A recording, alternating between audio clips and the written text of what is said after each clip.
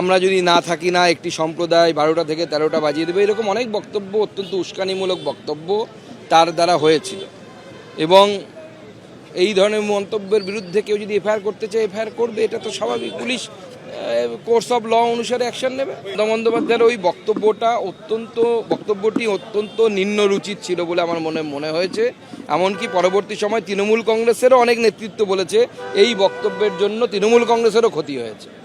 এই বক্তব্য ঠিক নয়, এটা সাম্প্রদায়িক উস্কানিমূলক বক্তব্য বলে আমার মনে হয়। মমতা বন্দ্যোপাধ্যায়ের বিরুদ্ধে এফআইআর দায়ের হয়েছে হেয়ার স্ট্রিট থানায়।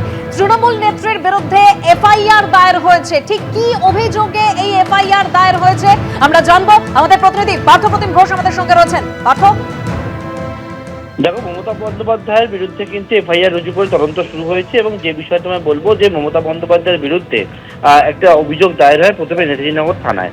নেতাজিনগর থানা থেকে 0 এফআইআর করে সেই মামলাটি চলে আসে হচ্ছে হেয়ার স্ট্রিট থানা এলাকায়, এবং যেটা হচ্ছে মার্চ মাসে ধর্ণা মঞ্চ, এবং সেই ধর্ণা মঞ্চ থেকে মমতা বন্দ্যোপাধ্যায় যে বক্তব্য রাখেন সেই বক্তব্যের পরিপ্রেক্ষিতেই কিন্তু যে বিষয়ে তারা মনে করছেন যে অভিযোগকারী যে উস্কানিমূলক বক্তব্য রাখা হয়েছে, এবং এক্ষেত্রে কিন্তু একটা দুই গোষ্ঠীর মধ্যে, সম্প্রদায়ের মধ্যে কিন্তু একটা বিভেদ তৈরি করে গন্ডগোল তৈরি করার চেষ্টা করা হয়েছে। এবং সেক্ষেত্রে হচ্ছে এই যে বক্তব্য, অর্থাৎ 9 মার্চের এই বক্তব্য ধর্ণা মঞ্চে মমতা বন্দ্যোপাধ্যায়, সেই বক্তব্যের পরিপ্রেক্ষিতেই হচ্ছে অভিযোগ দায়ের। সেই অভিযোগের পর কলকাতা পুলিশ, হেয়ার স্ট্রিট থানা পুলিশ তারা একটা এফআইআর রুজু করেছে।